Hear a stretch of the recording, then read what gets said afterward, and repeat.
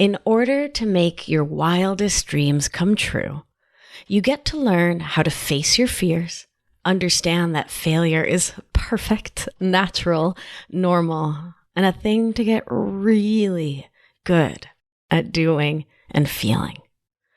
This has been the topic for the last few weeks, and today we're talking about the concept of doing the next right thing. Turning that to-do list into action by embracing fear and failure and doing what's next for your own health, wellness, and joy.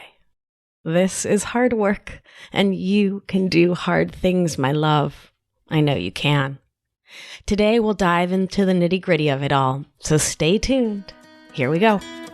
You're listening to Feminist Wellness, the only podcast that combines functional medicine, life coaching, and feminism to teach smart women how to reclaim their power and restore their health. Here's your host, nurse practitioner, functional medicine expert, herbalist, and life coach, Victoria Albina. Hello, my love. I hope this finds you doing so well. I've been doing a deep dive fall closet clean out, and oh my goodness, it feels so good. The crux of my work is to help folks just like you to declutter your mind and to live with intention. To identify the stories, the thoughts that are keeping you stagnant, stuck, rolling around in indecision, fear, anxiety, stress, and to help you see the feelings, actions, or inactions and results that come from those thoughts. So I've been applying the same process to my home, and I've been getting rid of like the papelitos, the little things, the cositas, the tchotchkes, books I don't look at and haven't looked at in years, and the thousands of things that I've kept around based on this like immigrant story I heard growing up that you need to have backups of like 1,000 different things, quote, in case the dictator comes, which is an actual thought story that permeated my childhood once we moved to the US. And I'm not sure if my mom actually like said that or if my kid brain made it up as a thing she said. I suppose I could just call her. But anyway, it got into my brain. And while I'm by no means a hoarder, I did find 4 pairs of scissors while cleaning up, 3 hammers. You guys, I live in a 2-bedroom apartment in Brooklyn. I don't need 3 hammers. And whether the dictator is coming or not, I don't need socks with holes in them or like 1,000 bags of like a kind of tea I don't even like or drink, just in case. And I'm really stepping into an even deeper awareness of how that kind of just in case thinking keeps me in scarcity, in lack, in fear, keeps me towing the line that capitalism has taught to me, to feel and fear that I am not enough, that I'll never have enough. So yeah, hoard the socks and the tea and the pens. How do I have so many pens? Stockpile, prepare, but not like in the like loving, abundant, open-armed prepare and get ready, but in the worry way of it, which is not living in abundance, which is not where I want to be on the physical, mental, spiritual, or emotional planes. So I'm clearing it out. I'm donating what's worth donating, recycling, throwing, composting what isn't, and I'm embracing abundance and a more minimalist lifestyle in my small, little, perfect, but small Brooklyn apartment, in my mind, and in my energetic realm. Clearing out other people's stories and beliefs about me, other people's BS and fear, other people's judgment. I'm clearing it all out through thought work and breath work, and damn, does it feel so good. I'll be doing some shows on these topics about minimalism, about breath work, on clearing your energetic field, and I want to make sure that you hear about it. So do 2 things. 1, subscribe to the show. That way they all just like using the magical power of the interwebs, just download to your phone every Thursday and make sure you're on my email list.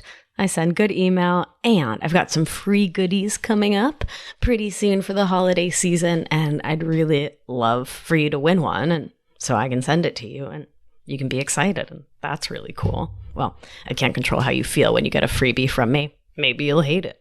I don't know. I just get to release that. Meanwhile, we've been talking for some weeks now about self-love and self-care through the lens of self-love and the think, feel, act cycle, which is the key to learning to manage your perfect mind so you can live the life of your wildest dreams, an intentional, conscious life. Whatever your dreams or your goals are, they won't come true until you take action to make them come true. I've said it before and I'll say it again, that's just physics. And one of the guiding questions that has been so useful to me each and every day on my path to becoming a healthcare provider, to setting up my shop, doing functional medicine, to closing the clinic, and showing up here to do real root cause functional medicine work with you through life coaching and managing our minds, is to ask, what is the next right thing for me to do? I hear this so often from the folks I coach, that they wake up in the morning and find themselves staring down the barrel of a whole day, a full 24 hours, not knowing what to do next.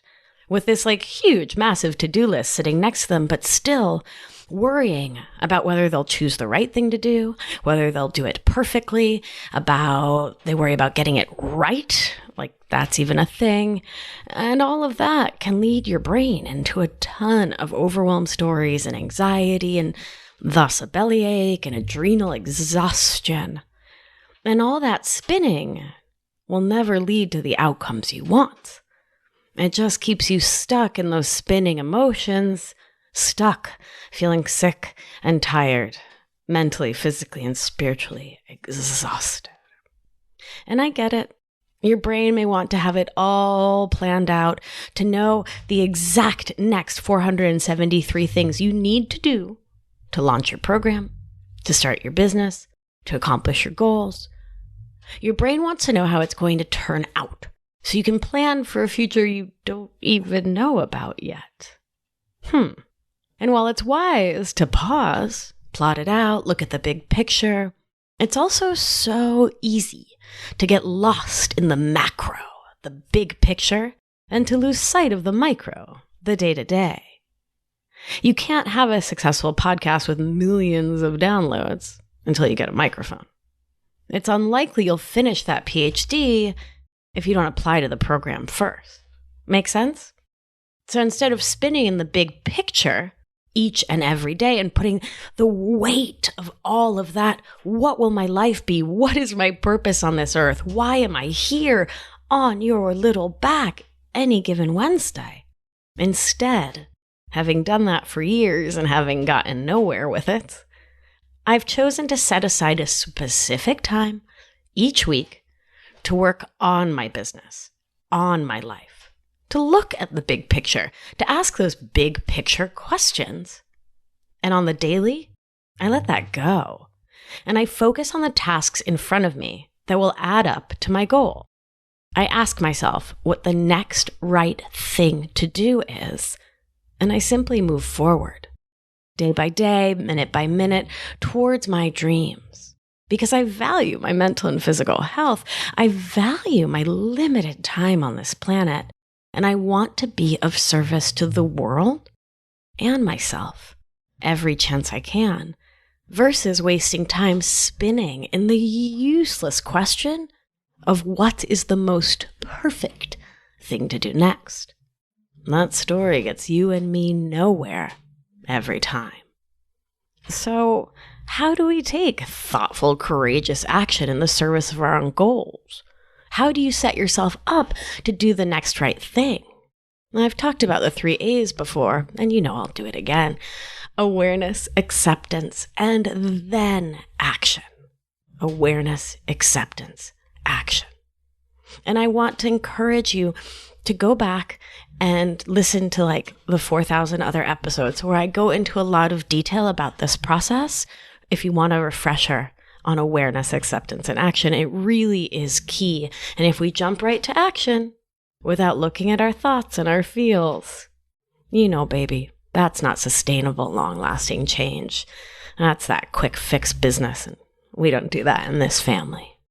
So, awareness, acceptance, action is the start of taking courageous action, which means doing those 3 steps, rinse and repeat, and taking consistent, dedicated action until you meet your goal, until you get what you want for your one perfect life this time around. Sometimes those actions are small, right? Like waking up and not grabbing the Instagram, not grabbing Facebook, but going to the gym. And then coming home, taking a shower, feeding yourself, and turning off notifications on your phone and your computer when you're trying to do a writing project. And sometimes those actions, those courageous actions, can feel enormous. Like going to school, moving cross country. That's the crux of it. Doing it. And you know I'm going to. And doing it well. Until you have your dream result realized. This process is part manifestation, part thought work, part sweating it out and just doing what you told yourself you'd do. Because that's what we do. We make promises to ourselves and we keep them. And key to this process of courageous action is learning to not give up, to stay with it, to not label failure as some terrible thing, especially when it feels scary or hard, because you're dedicated to your result, your outcome, your dream. You've dedicated yourself to going all in on your goal and not leaving your brain that cozy little out that most of us hold on to. Those stories like, well, if this fails, there's always plan B. I can always move in with my sister. I can always get a different job. I can always give up on this dream. I guess I'll just be single and die cold and alone on a mountaintop because I'm not getting any dates on that one app. Okay. And I hear these kind of stories a lot. And that line of thinking, that's a dream killer from the get-go. I want to invite you to let those stories go, which doesn't mean you're not, putting money in savings and you're not building that contingency as like a thing that exists. But what I'm saying is to not walk around being half in on your dreams and half out, right? Because it doesn't serve you to let your brain have such an easy escape. Because when the going gets rough, and it will, being an entrepreneur, being a grad student, being married, being in partnership, being a therapist, being a construction worker, life is challenging. And if you're only half in, you're half out. And when the going gets rough and there's things that you need to do to show up for your dreams, will half in you really do it? Half in me never did. That's why it took me a decade to start this podcast. I wasn't all in. And once I got all in, once I did the thought work and the breath work and got in touch with the fear that was keeping me from taking action, I was able to let those stories go. I bought the microphone. I show up for you and for me each and every week. And key to staying the course are courage and persistence. And reminding your brain that you really just need to do the next right thing.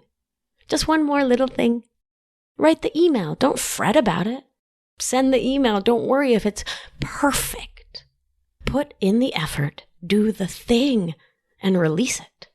And it's perfect because it's done.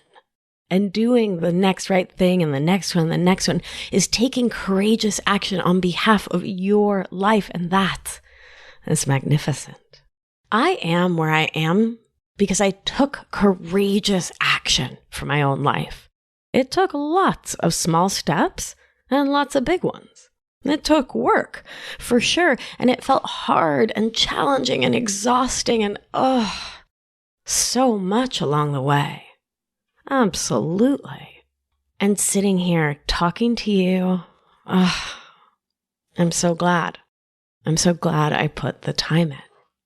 And I know that you can fulfill your commitments to yourself too. And you can grow your own trust that you don't BS you. I know that you can. I have that faith in you, my perfect love.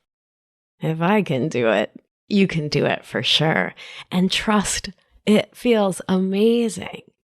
Nothing in my life has been as healing as learning to do the next right thing from that place of profound self-love and being all in on my life. You get to choose a thought that helps you take the action you want to take, to feel into it and to get it done, whatever it is here for you.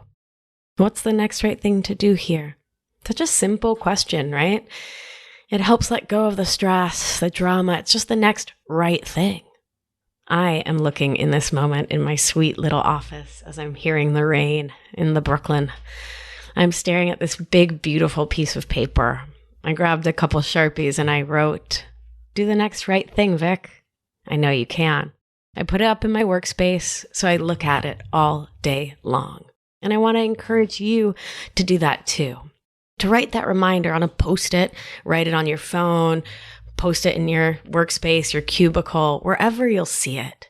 Take a picture, post it, tag me on the Instagram or the Facebook so I can cheer you on and so you can inspire others to learn to do the next right thing and to not get mired in thinking that each and every day is the day that you have to figure it all out.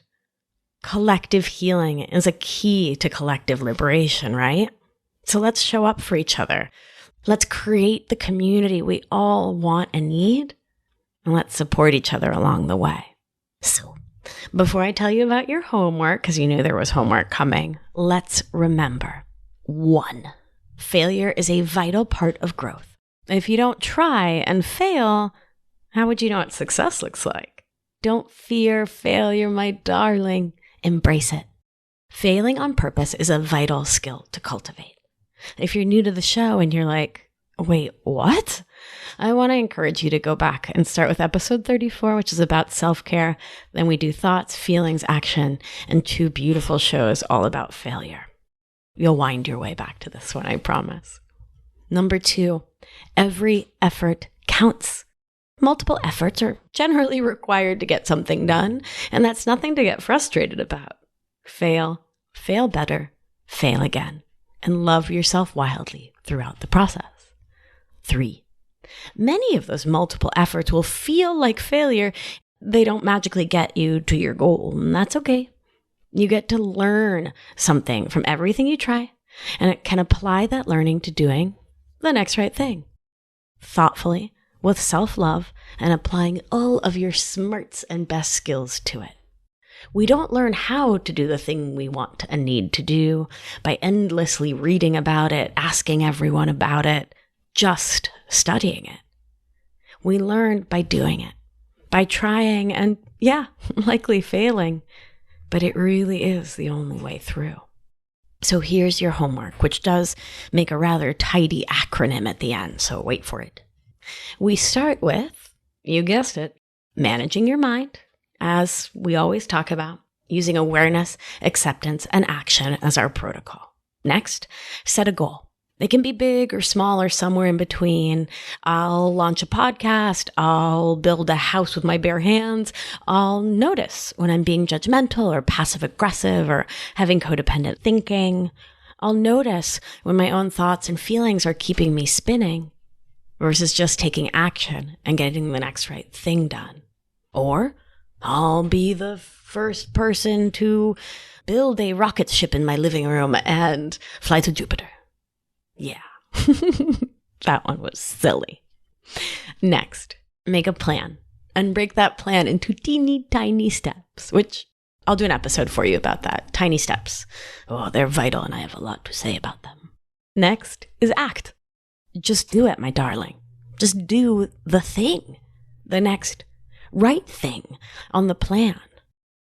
Evaluate. And this step is vital. Ask yourself if that next right step you took led to the outcome you wanted or not. If it failed, then ask yourself how you can do it differently.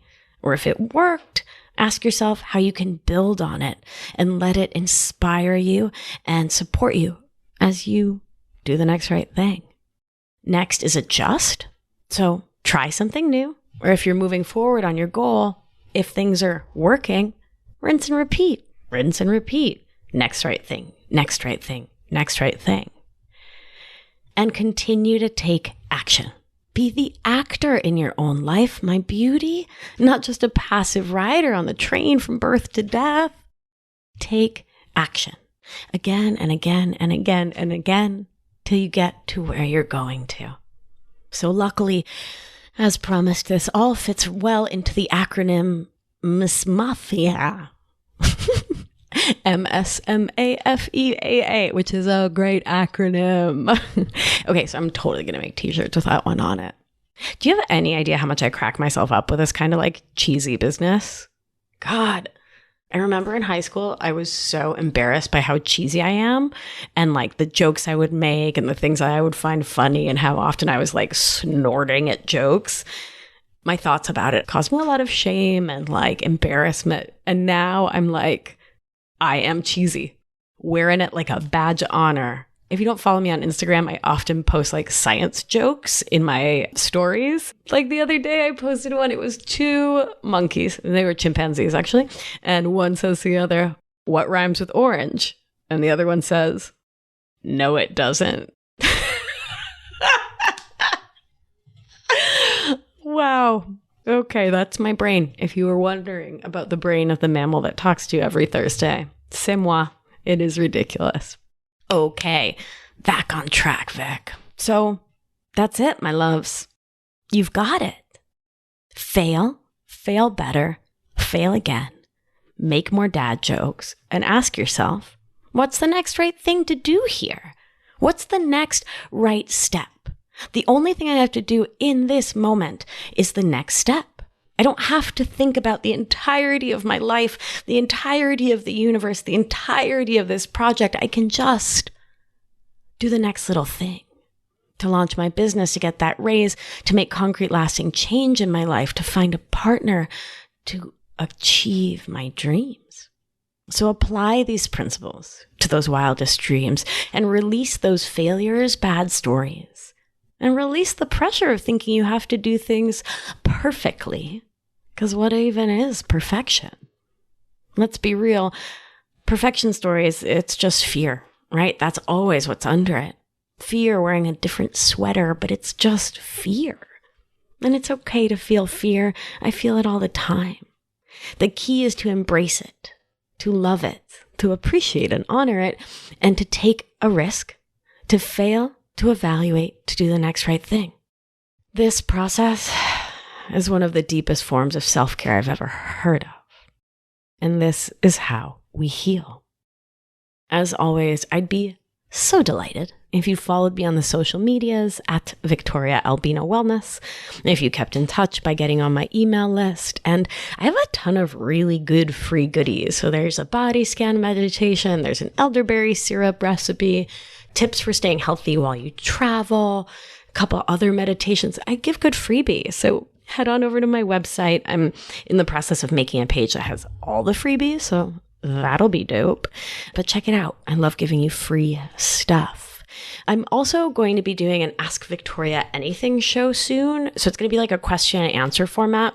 So if you have questions for me that you'd like me to answer on the show, email them over to info, INFO, at my name, Victoria Albina, ALB as in boy, INA.com. So I can answer those questions right here on the podcast so soon. How fun. That's going to be a blast. I'm really excited about that. Okay, my darling, thank you for tuning in as always. It is such a pleasure to get to share my thoughts, my rambles, my wisdom, and my dad jokes with you. Deep breath in and out. Center yourself. Maybe put a hand over your heart.